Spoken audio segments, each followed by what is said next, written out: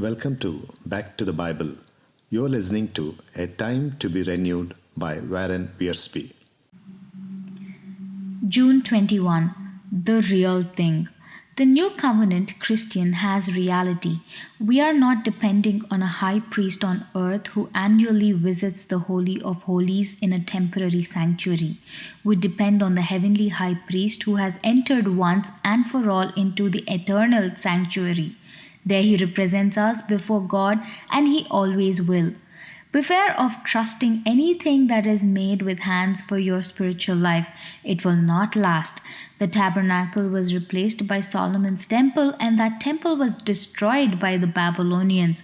When the Jews returned to their land after the captivity, they rebuilt their temple. King Herod in later years expanded and embellished it. But the Romans destroyed that temple, and it has never been rebuilt. Furthermore, since the genealogical records have been lost or destroyed, the Jews are not certain who can minister as priests. These things that are made with hands are perishable, but the things not made with hands are eternal. Remember this. While we look not at things which are seen, but at the things which are not seen, for the things which are seen are temporal, but the things which are not seen are eternal. 2 Corinthians chapter 4 verse 18.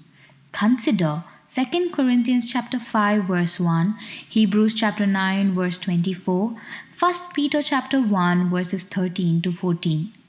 Think of one or two examples of something made with hands that you might be trusting in rather than God. Now ask God to help you trust only in those things which will last forever. Amen. Back to the Bible, leading people into a dynamic relationship with God.